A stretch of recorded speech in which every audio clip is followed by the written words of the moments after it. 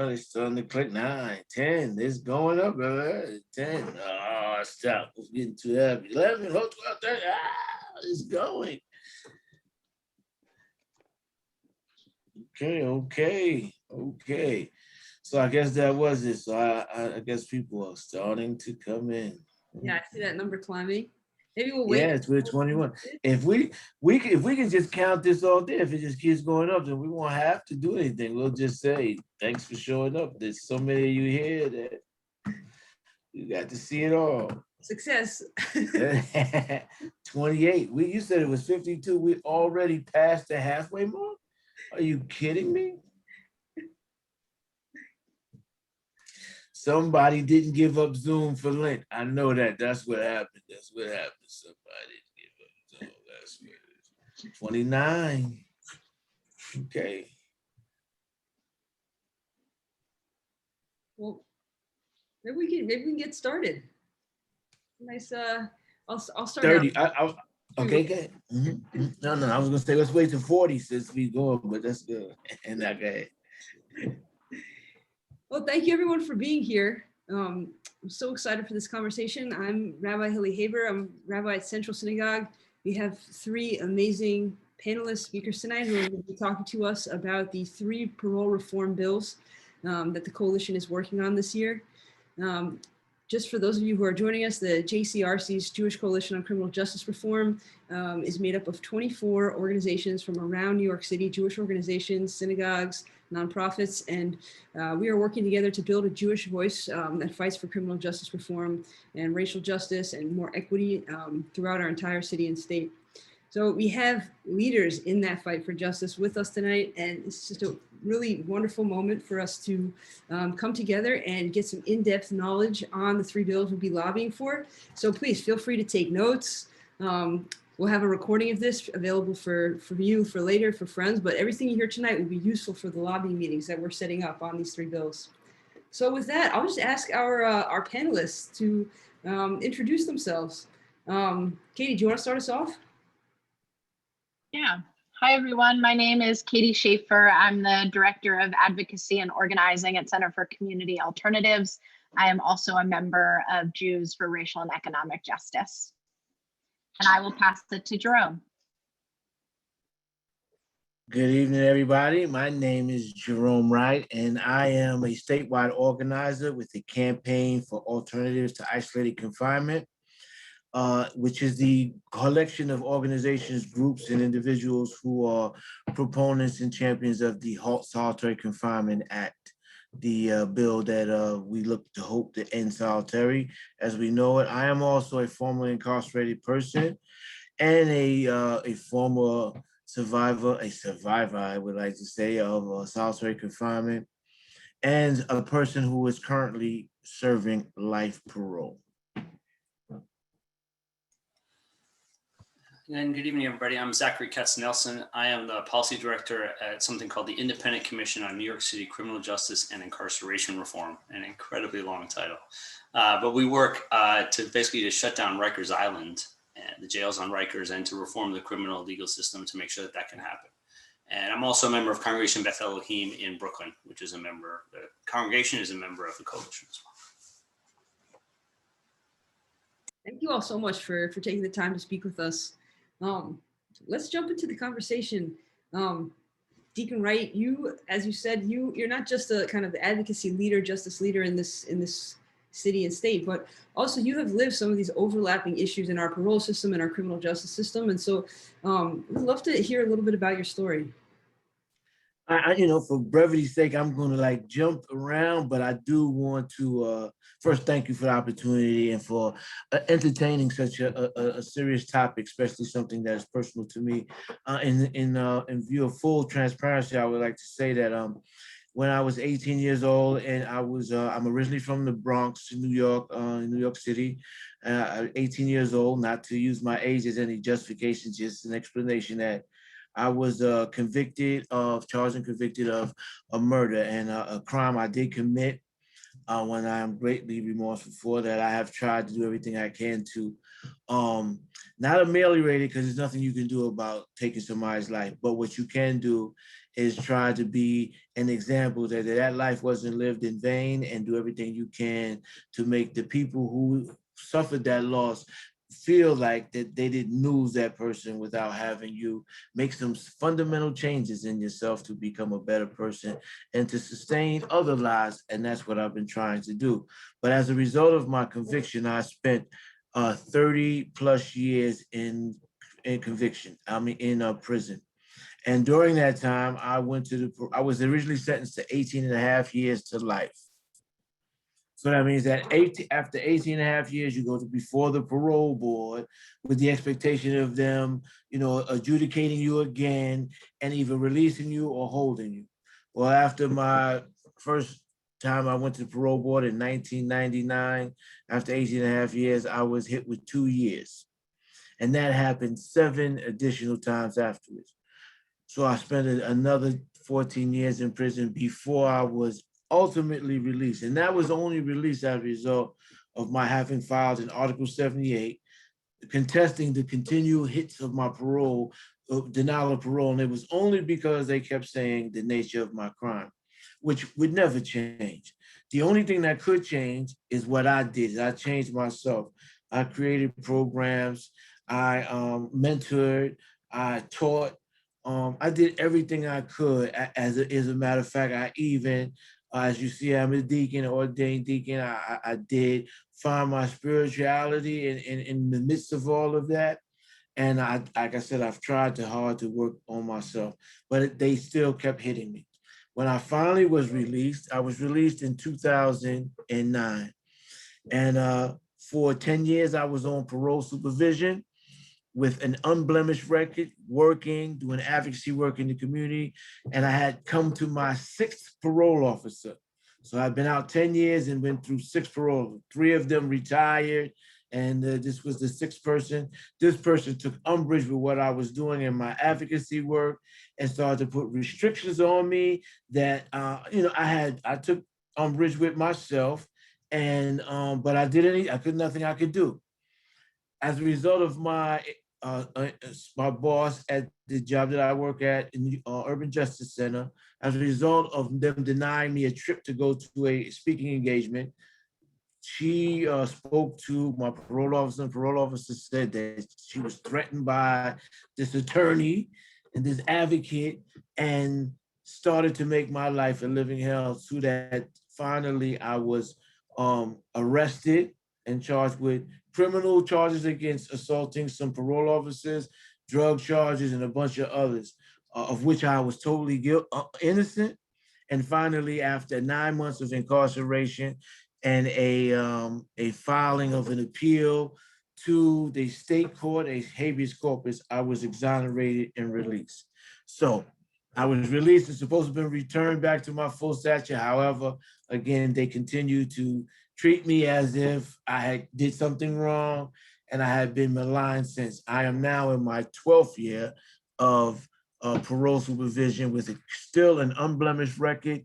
Have been employed before I was released from prison 12 years ago, steadily employed as a teacher, as an activist, as a community organizer.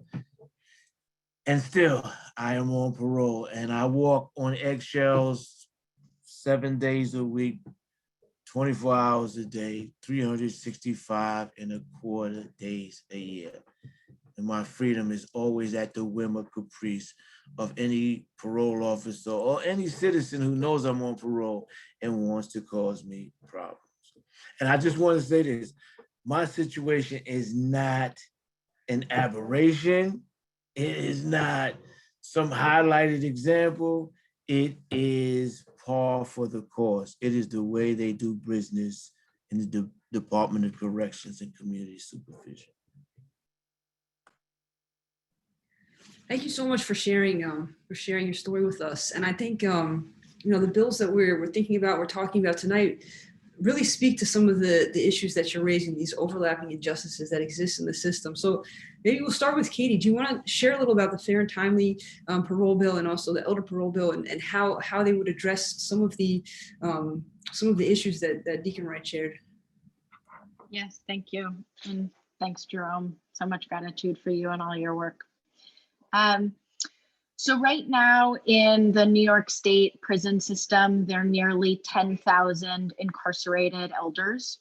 That is about a quarter of the state prison system are there over the age of 50, serving long or life sentences.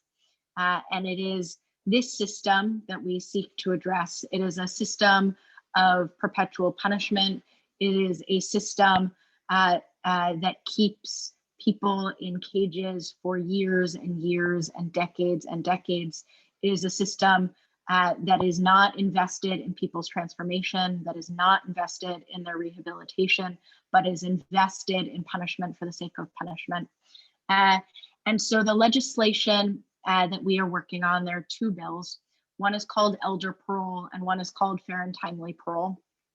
Elder parole would allow people who are 55 and older, who have been incarcerated for 15 or more years, to go before the parole board. That would be an opportunity to make their case for why they should get to go home to their families. It would be an opportunity for them to talk to the parole board about the ways that they have changed, about who they are today. Many of the people who are incarcerated in New York State went to prison as teenagers, went to prison as 18-year-olds, as 19-year-olds. They're now 30, 40, 50, 60, 70. And so the elder parole bill would give people a shot at going home to their families, a shot to go before the parole board. Fair and timely parole would change how the parole board operates. So right now, as Deacon Wright was speaking about, we see people get hit at the boards over and over again, meaning they get denied parole repeatedly, every 2 years of parole denial, and that those parole denials are blanket rejections that are based on what somebody was convicted of. Well, 10 years later, 20 years later, 30 years later, that is something people cannot change, what they were convicted of. And what fair and timely parole would do is shift what the parole board was focused on from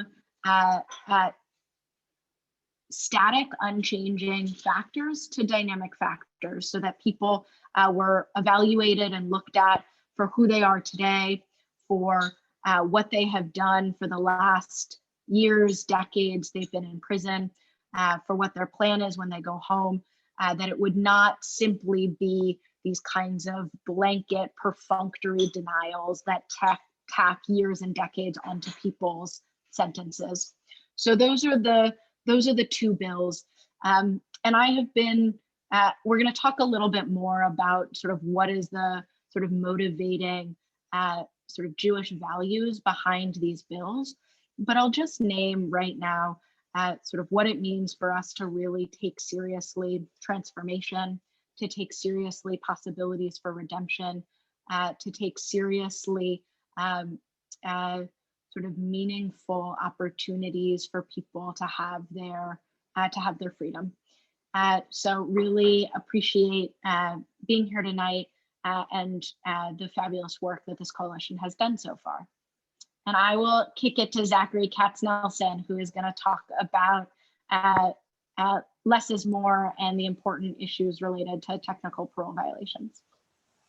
Thanks so much, Katie, and thank you, Deacon Wright, for sharing your story and for all the work you're doing. And my thanks there. I feel like it's just hearing Deacon Wright speak. It's when you think about what is prison supposed to be about in theory. What is parole supposed to be about? It's about somebody being held accountable for harms they've caused, but then working to get them to a place where they will return to society, come back to our community and thrive. Right? That it's not just about punishment. Some people believe, obviously, that there should be retribution, and that is built into our system, but it's not the only goal of our system by any stretch of the imagination. And when you hear about folks who are held years past what the judge said would be an appropriate sentence, Deacon Wright's case, 18 and a half years, the judge said after that, that's the time you should serve. After that, show you're a different person, you can go free. And that if that doesn't happen, then the system is not working as it's supposed to, as it's been promised to. to those of us who are, it's operating in our name.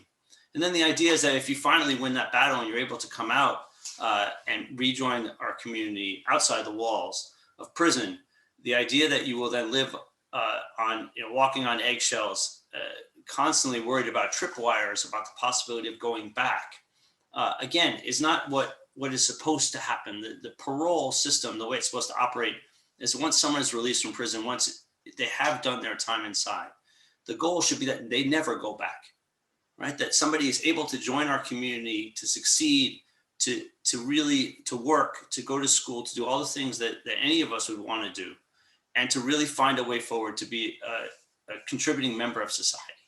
And unfortunately, the parole system right now, the incentives are wrong. The system is wrong. And let's give you two quick examples from parole officers.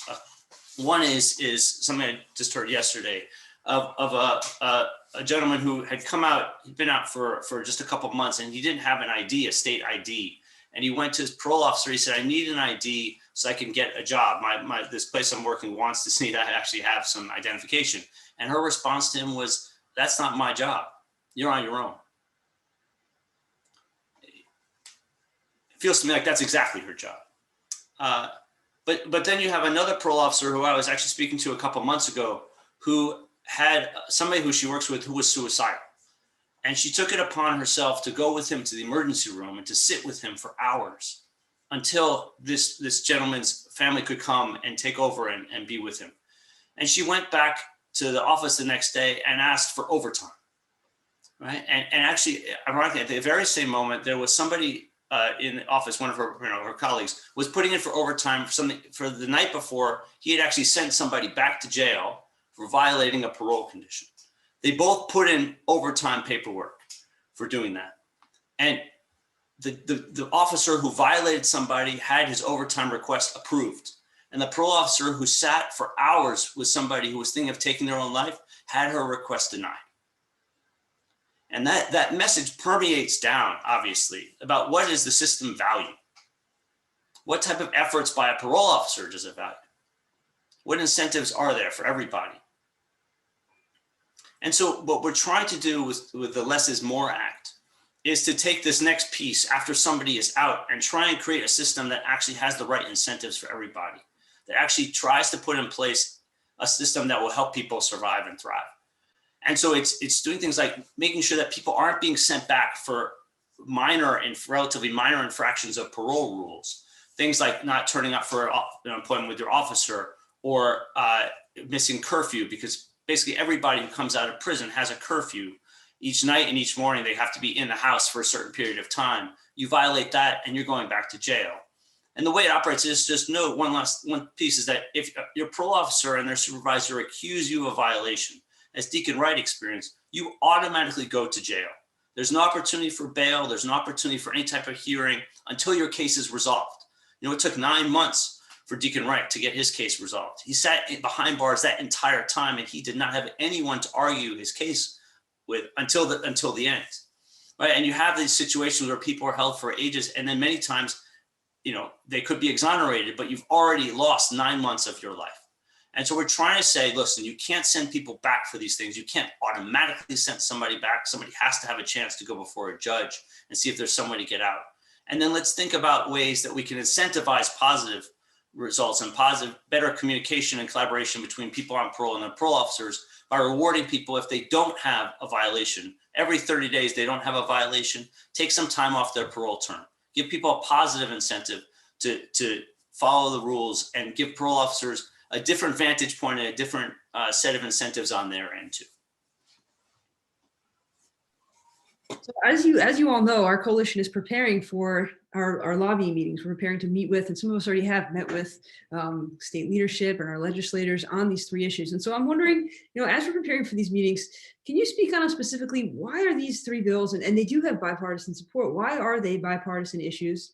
And also, I'll throw this in too.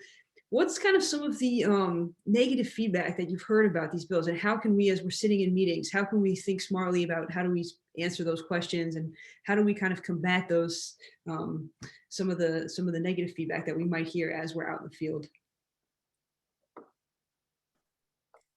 That is a really loaded question there, because if you think about it, I think what Zach was saying is that what I want you to understand is the system is not broken. It is working the way it was designed to work.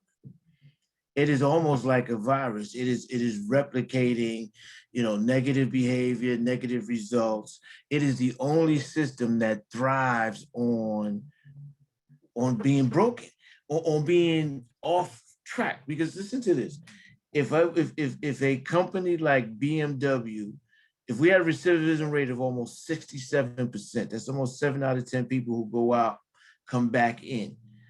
If that many BMWs left the lot and then were recalled, they would be out of business. But a system of corruption, not correction, like Department of Corrections and Community Supervision, only thrives in a situation like that. It only gets bigger. It only provides more opportunity for the clientele that it services and its staffing.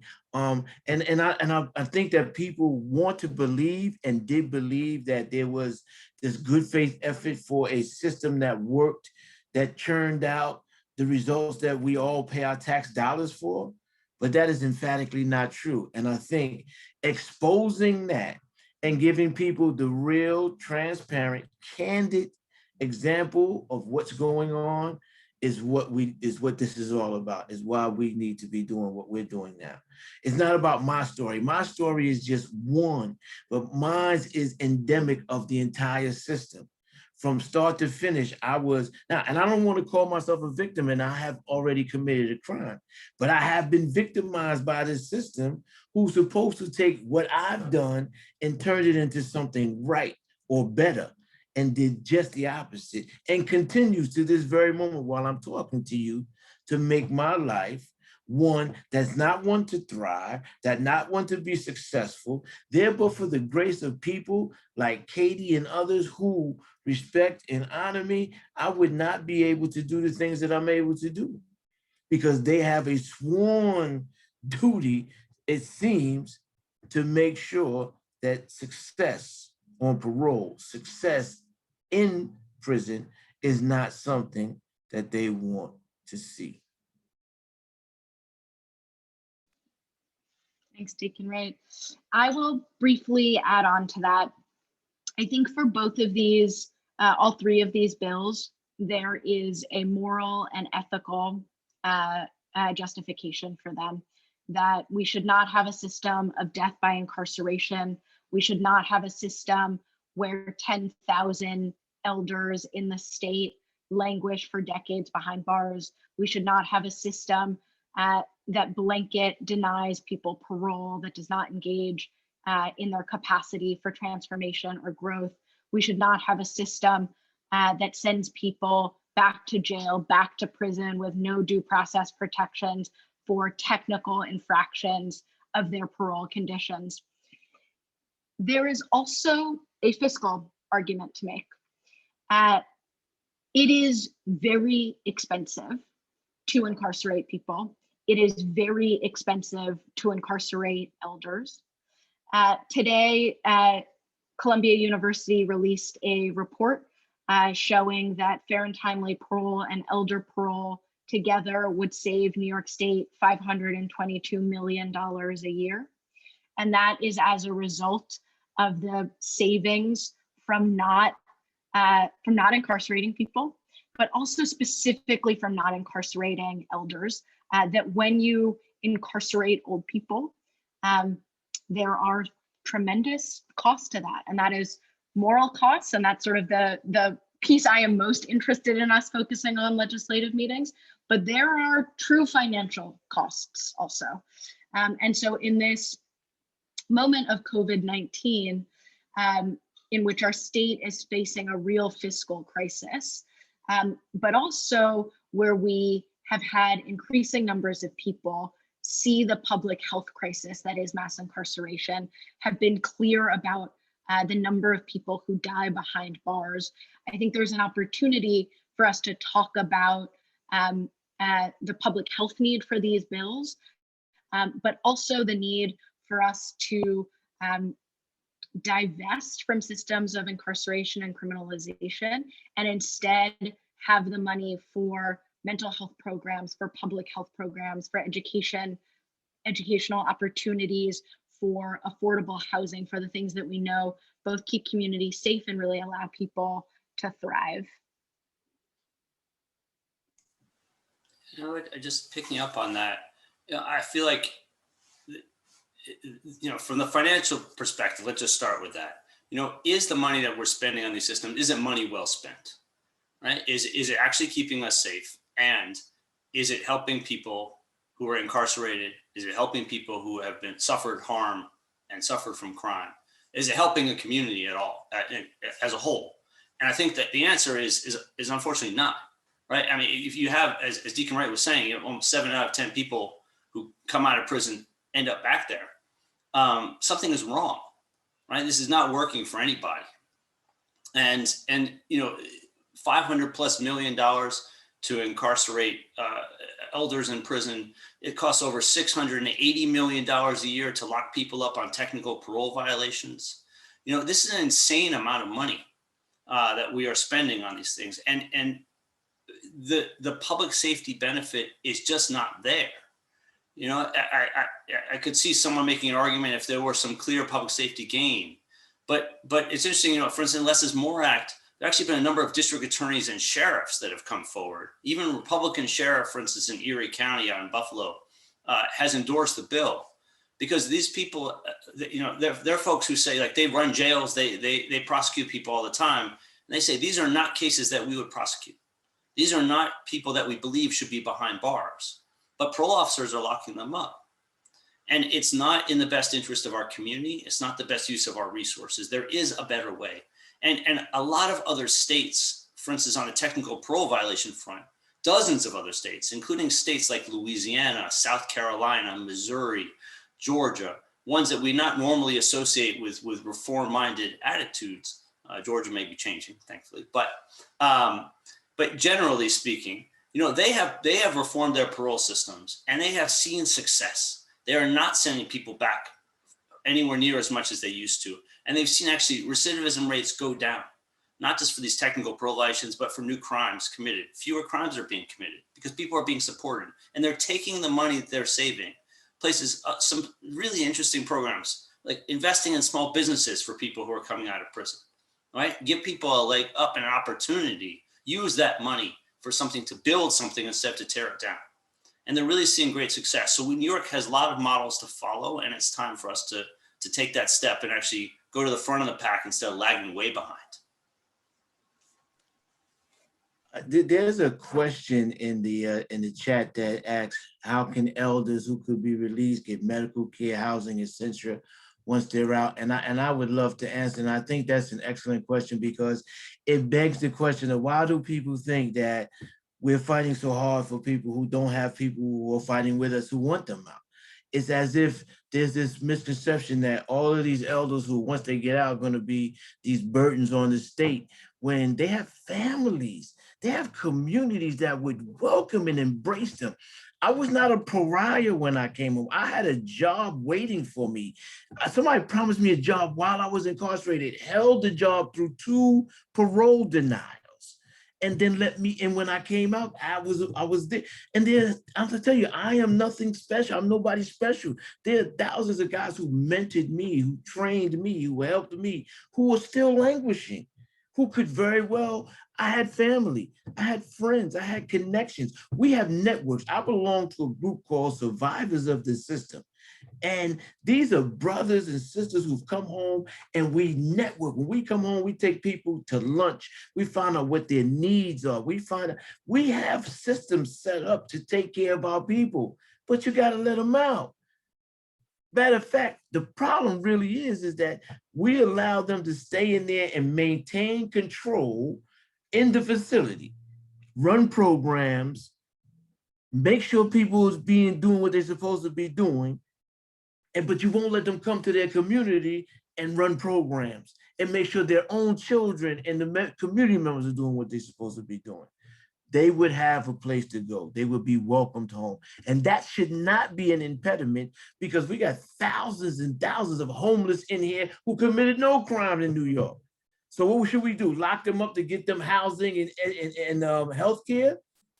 To take them off the street? No, you wouldn't be arguing for that.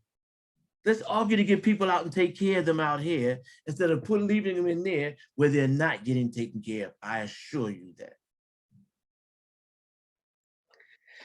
Thank you so much for saying that, Deacon Wright, and just kind of lift up a few things that you're saying that I think are so important, because we're not just talking about, a system that is working as it's supposed to, working it's broken, but we're really, we're talking about human resilience. We're talking about families that have been separated for years. We're talking about communities that have been separated from people in the communities have been separated from one another. I mean, there's so many kind of overlapping themes and moments of beauty and power to lift up as we're having this conversation. And so it's just so inspiring to hear that as we are kind of building this coalition, to know that, of course, we're not alone. We are joining with so many activists and community leaders who have lived this fight, who know this fight, and we are so honored to walk alongside you in this. So really, thank you for lifting that up for us tonight. And I'm wondering, as we're talking about this, if these bills are passed, and we have a question in the chat also, we can touch on this too, about who the co-sponsors are and what are the prospects are for each of these bills. But if they're passed, what would the effect be on people who are on the inside right now, on parole, on probation? If we could speak a little bit more to that, and any concrete numbers that we could offer. And Katie, you also mentioned, we're thinking about decarceration now because we know infection rates are so high in jails and prisons. So there's an urgency here right now as well. This is life or death in a lot of ways. Thanks, Rabbi Hilly. I'm thinking right now of Lulu Benson Shea, who was the first woman in the New York State prison system to die of COVID-19. She was 61. She had served decades in prison. She, like the vast majority of incarcerated people, was also a survivor. She was a survivor of sexual assault. She was a survivor of physical violence. She was a survivor of familial abuse. And she was allowed to die in prison. She was denied an opportunity for release. She was denied clemency by a governor who has granted a shockingly few number of clemencies. She should have been granted medical parole if she's been sick. She was not. And she died of COVID-19 at the age of 61. And so one of the differences that these bills make are literally life or death. That by COVID-19, by the harshness of aging in prison, that people are and will die in state prisons without an opportunity to go before the parole board, and without a reframing of the parole board to think about who people are today. Lulu got degrees while she was inside. She created programs. She has mentored a generation of people who came through Bedford Hills Correctional Facility. That should mean something. And we need a change in law to make sure that it does. So I think that, to me, is the most important piece, that this is about our values, but it is also very much about life or death.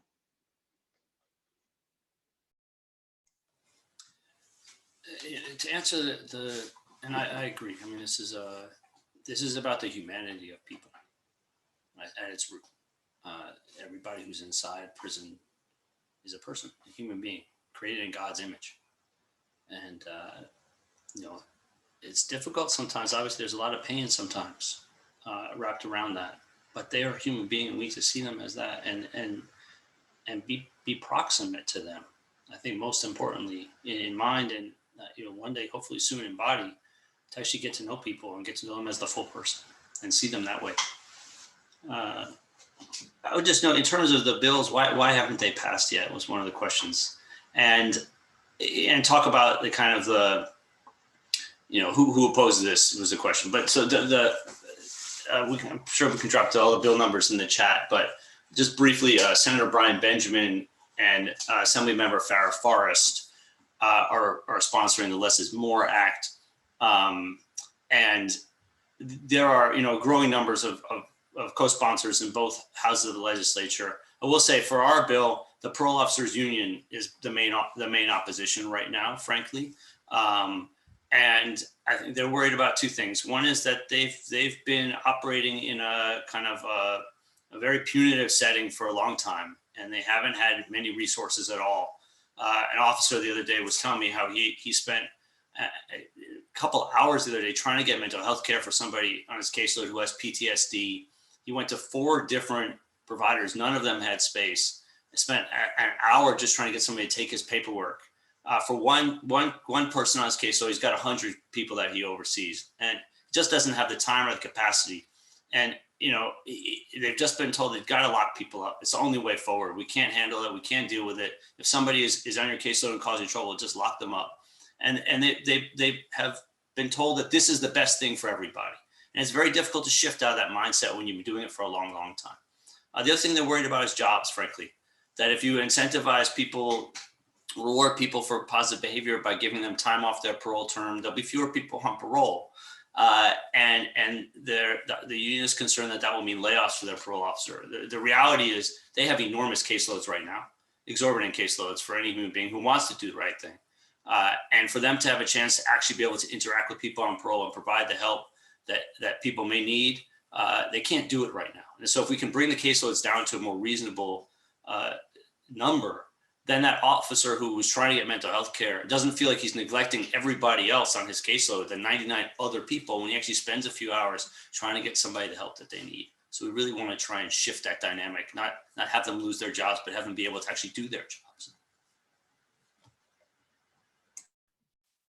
Yeah, I think that's, I don't want anybody to think that we look at this one dimensionally, that, I understand even with, not just parole, even with prison itself, it's about them not wanting officers to lose jobs because that destabilizes the communities. But we got to get away from using economics as an excuse because that's basically, remember, slavery was legal. Remember that? I think people forget that it was legal.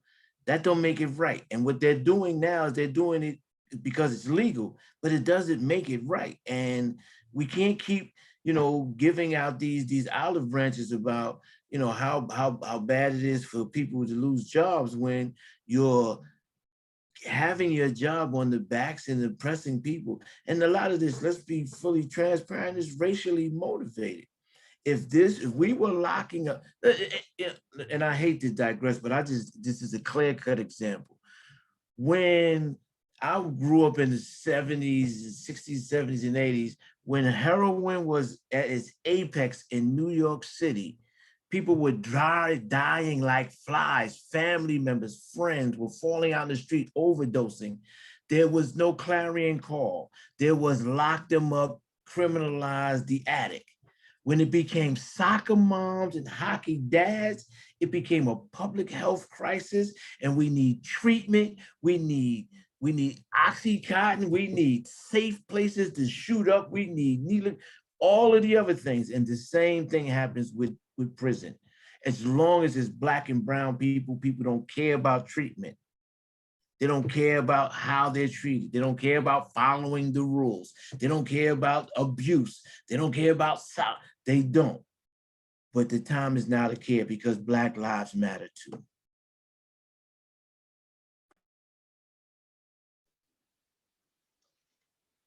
Thanks, Jerome. I'll quickly add a couple of things. First, to answer the nitty-gritty legislative question. Fair and timely parole is sponsored by Senator Gustavo Rivera in the Senate, and Assembly Member Weprin in the Assembly. And elder parole is sponsored by Assembly Member Carmen De La Rosa in the Assembly. And I can share with folks the current co-sponsorship tracker if you want to be able to look up whether your legislators have co-sponsored the bills or not. What I wanted to add to the conversation is also the way that both of these are racial justice issues, as Jerome was speaking to. The New York Times a number of years ago wrote a story about the stark racial disparities in parole release rates, that white New Yorkers are released at substantially higher number than Black and Brown New Yorkers. The Albany Times Union did a follow-up story a couple of months ago and found the same continuing ongoing racial disparities in parole release rates. And so sort of this is I think nobody on this webinar needs to be told that there is sort of structural systemic racism at the heart of these systems, but it is another component of this fight. And then to answer Amy's question very briefly in the chat, the parole board, a fully staffed parole board would have 19 parole commissioners. Governor Cuomo has kept the parole board continuously understaffed. So there are 3 vacancies on the parole board. And an important piece of the parole justice fight has been about who sits on the parole board to ensure that the parole commissioners believe in transformation, believe in redemption, that they come from communities that have been most directly impacted by systems of mass incarceration and mass criminalization, that they are social workers, that they are public health experts, that they are not simply retired law enforcement who have the job as political patronage, which is historically how it has operated. And having a fully staffed parole board is important in part because, and Fair and Timely Parole would address this also, that given that parole hearings are about somebody's literal freedom, they are unconscionably cavalier. They are minutes long. They are often held by video conference. Sometimes the person who is appearing before the parole board, the camera is tilted and they can't even see who they're speaking to. That it is really unethical, sort of how those operate. And that isn't the importance of changing both the statute that governs what the parole commissioners are considering, but that also is a personnel question about ensuring that there is a fully and fairly staffed parole board. I would want to remind people that, unlike myself, who was guilty, there are a sizable number of people who are in prison who did not commit the crimes they're in there for. I'm not saying anybody's angels, but as DNA and as the police brutality of confessions, as forced confessions, and all these things come to the surface, we are finding that there's a substantial percentage of people who are in prison just because these systems demand that they go to prison, not because they committed a crime. So while people can take the ballyhooed approach that, well, if you commit the crime, you need to do the time and what comes with it, you have a lot of people, too many, far too many, who are doing time for no reason other than the fact that they're caught up in this system of racially motivated, economically motivated oppression. So as we're kind of coming to the end of our time, I want to ask a question that really kind of would help us think about this as a Jewish coalition, a coalition made up of New Yorkers of faith. What are the religious, the theological texts, the themes that guide you in this work? Why are these bills something that a coalition of New Yorkers of faith specifically should take up and fight for? I cannot speak to the Jewish traditions as I'm sure Katie can and Zach can, but I can, I am a Christian, and we do know that, as Zachary said, everybody is a human being and created in God's image. And if you have any real spiritual knowledge, you know that everybody deserves human respect and dignity, and that they need to be treated fairly. And what goes on here, if I'm looking at scripture, I'm looking at the fact that prison is mentioned hundreds of times in biblical texts. Prisons and prisoners and that whole dynamic. So God in his infinite wisdom made prison one of the paradigms for which to teach us about how we should be relating to each other, and use one of the most pivotal scriptures that people know about is the Paul being in prison and the chains falling off. I mean, that is what we're talking about, breaking chains, because our faith demands us to pray for those and be there for those who are in prison, understanding that they could be there for any number of reasons. Thou shalt not judge. We should not be judging why somebody's in prison, because we do not know how they got there, the trauma that had maybe visited in their life. Does that make them excuse their crimes? No, but it would explain why somebody would do something that you may find unconscionable, but had you been in that same situation, might have done the same thing. It is just so many things wrapped up in understanding that as people of faith, we have a moral obligation, a moral responsibility to speak to the dynamic of the human soul and the human experience from one of freedom, justice, and equality. And that is totally against what the Department of Corrections Community Supervision stands for. No freedom, no justice, and definitely no equality. So if you stand on those principles in any faith tradition, then you are actively involved in this fight, because you know it speaks to the heart of what your faith teachings tell you to do. Stand up for those who are less fortunate, stand up for those who are oppressed, stand up for those who have been imprisoned, because you are the one who's supposed to be the salt of the earth, to bring the light, to bring the justice. Yeah. Yeah, I'll just add one thing. You know, in Deuteronomy, there's a passage that speaks about what happens if someone commits a crime and how can they be punished. And the passage says that the person can be lashed up to 40 lashes, but no more.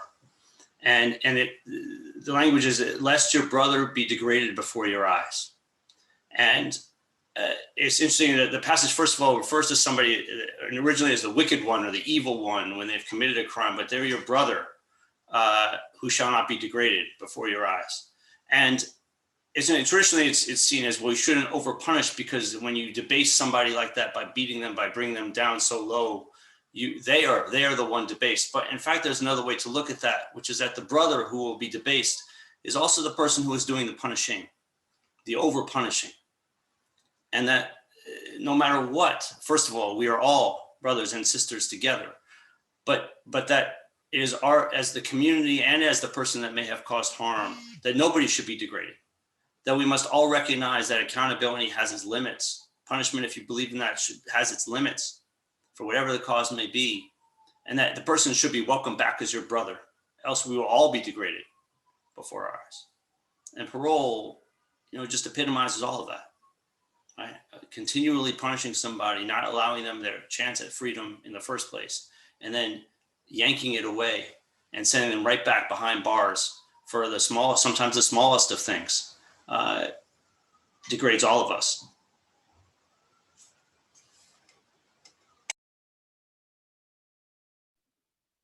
I won't try to go head to head with Zachary on quoting the Old Testament. I think, I spoke a little bit about this before, but I think just sort of at our most core values, our commitment to seeing and recognizing and affirming the dignity in ourselves and other people, in our commitment to our own growth and to our collective growth, and in our belief that individually and collectively we are able to transform, at least for me, feel like core parts of my Jewish value system.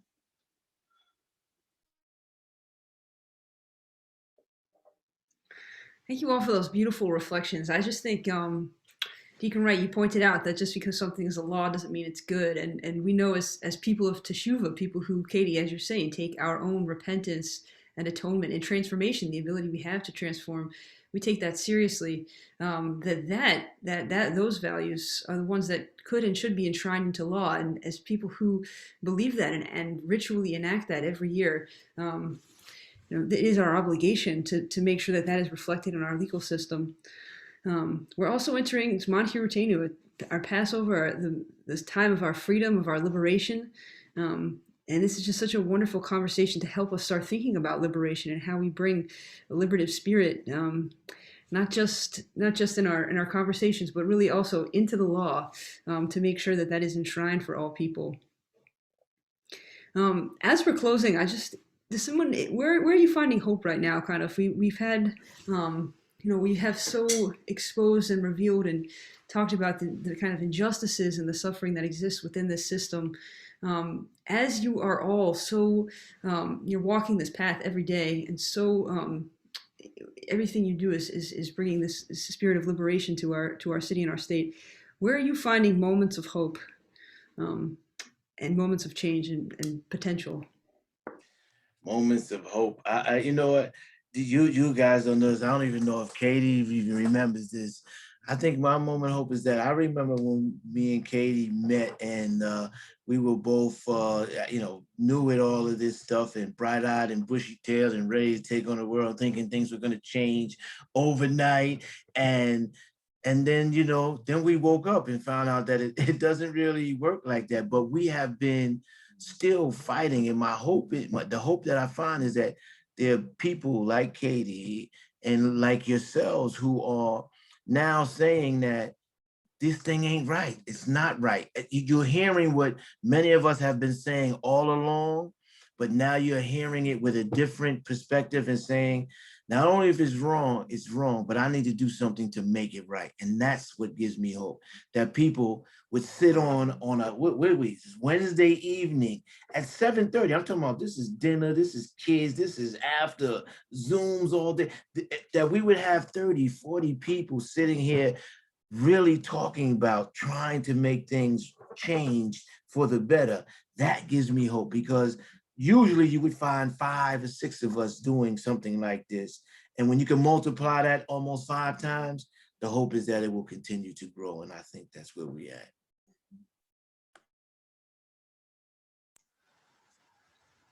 Yeah, I would just absolutely agree with that 100%. And of course, each one of you represents an organization, right? You're here as individuals, but also as representatives of organizations, some of the, frankly, the most powerful Jewish organizations in the city and in the state.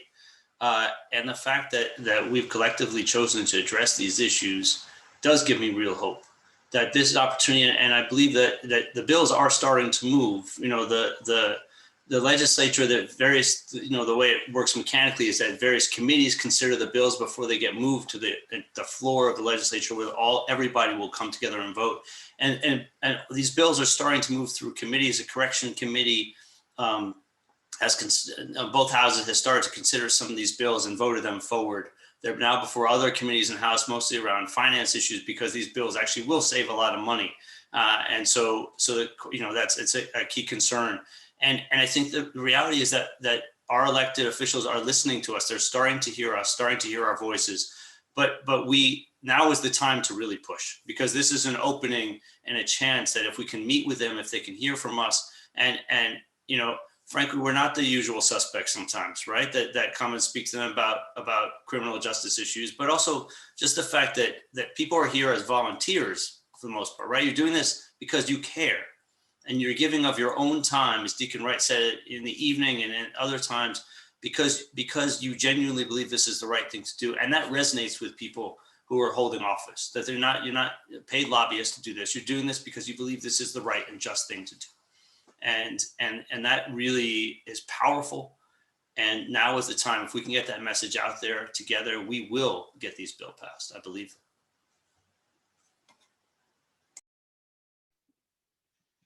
Zachary. very much echo what you both said. I think, to Jerome's point, what keeps me going, what fuels me in sort of a very hard fight, is the power of the relationships that we're able to build with each other. That I think there is something deeply transformative in shifting, even at the interpersonal level, how we are together, and bringing sort of the big picture transformations we're trying to bring to systems and policies, but also really trying to shift at a much more intimate level how we move together. I will second Zachary that we have built some amazing power, and that is a credit to a huge number of people. But I think if you would, I think the number of people in New York State who are not directly impacted by parole, who know what parole means, has exponentially increased in the past couple of years. And that is a testament to these campaigns. And to Zachary's point, these bills are moving. They are being passed out of committee. And this is really the moment. And it's, I think, really exciting and powerful to have this group committed to these three bills, committed to the issue of parole justice, and bringing both the organizing power, the leadership, the values, to the legislative advocacy, to the organizing. And I'm excited to get some people free with you all. Amen. I want to thank you, the three of you, so much on behalf of the coalition. Thank you so much for taking the time to speak with us, to tell us about your work, to share more about these three bills. Deacon Wright, thank you for sharing your story with us. It's just been such an honor to be in conversation. And thank you, really, all three of you, for modeling what it looks like to fight for justice, for liberation, from a place of faith. So thank you for bringing that as well.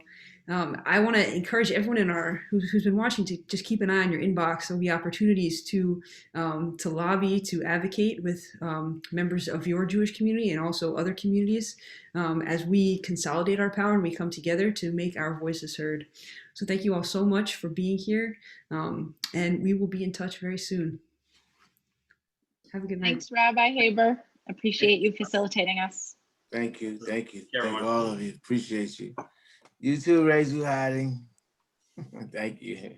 Have a good night, everyone. Have a good one night. Yes.